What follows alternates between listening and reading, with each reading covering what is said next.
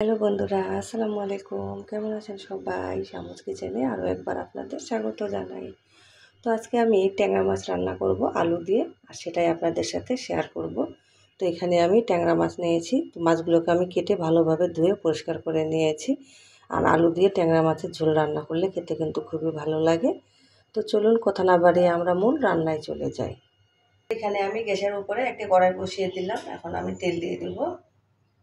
তো এখানে আমি কুচি করে রাখা পেঁয়াজ দিয়ে দিচ্ছি। তো এখানে আমি সামান্য পরিমাণে লবণ দিয়ে দিব, তাহলে আমাদের পেঁয়াজটা তাড়াতাড়ি নরম হয়ে যাবে। তো পেঁয়াজটাকে আমি লাল করে ভেজে নেব। তো এখানে আমার পেঁয়াজের মধ্যে সুন্দর একটা কালার চলে আসছে। তো এখানে আমি সামান্য পরিমাণে পানি দিয়ে দিব। এখানে আমি 1 চামচ পরিমাণে রসুন বাটা দিয়ে দিলাম। এখানে শুকনো উপকরণগুলো দিয়ে দিব। এখানে আমি হলুদ গুঁড়া, ধনিয়া গুঁড়া, লাল মরিচের গুঁড়া আর জিরা গুঁড়া নিয়েছি। সব আমি পরিমাণ মতো নিয়েছি। তো দিয়ে দিলাম। তো দিয়ে এখন আমি ভালোভাবে মশলাটাকে কষিয়ে নেব। তো এখানে আমি 1 মিনিট মতো মশলাটাকে কষিয়ে নিয়েছি। এখানে আমি আলুগুলোকে এরকম লম্বা লম্বা করে কেটে নিয়েছি। দিয়ে দিলাম আলুটা। তো আলুটা দিয়ে এখন আমি মশলার সাথে ভালোভাবে কষিয়ে নেব। তো এখানে আমি স্বাদ মতো লবণ দিয়ে দিলাম। তো আলুটা আমার ভালোভাবে কষিয়ে নেওয়া হয়ে গেছে। এখন আমি আলুটা যাতে আমার সিদ্ধ হয়ে যায়, এখানে আমি পানি দিয়ে দেব। এখন আমি একটা ঢাকনা দিয়ে দিলাম। এখানে আমি 4 থেকে 5 মিনিট আলুটাকে সিদ্ধ করে নিয়েছি, মানে রান্না করে নিয়েছি। এখন আমি ধুয়ে রাখা মাছগুলো দিয়ে দিব।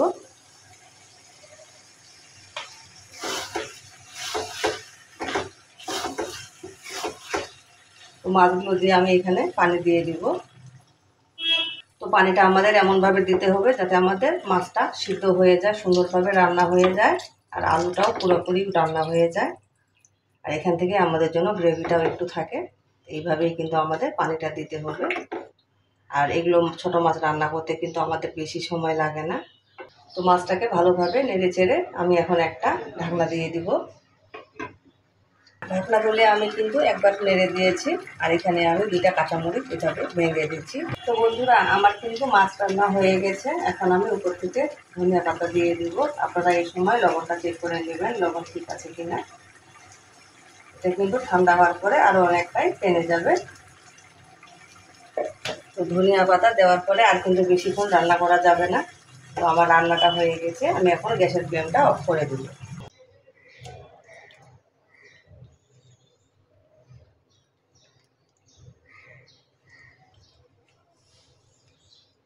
তো বন্ধুরা, কত সহজে আর ঝটপটভাবে কিন্তু আলু দিয়ে আমরা ছোটো মাছ রান্না করে নিলাম। এভাবে রান্না করলে কিন্তু খেতে খুবই ভালো লাগে। তো আপনারা একবার হলেও এভাবে বানিয়ে খাবেন। আর আমার রেসিপিগুলো যদি ভালো লেগে থাকে, লাইক দিবেন, কমেন্ট করবেন। আপনাদের সুন্দর একটা কমেন্ট আমাকে উৎসাহ দেয়। তো এরকম মজার মজার সহজ রেসিপি পেতে আমার চ্যানেলটিকে সাবস্ক্রাইব করে আমার পাশে থাকবেন। সবাই ভালো থাকবেন। আসসালামু আলাইকুম।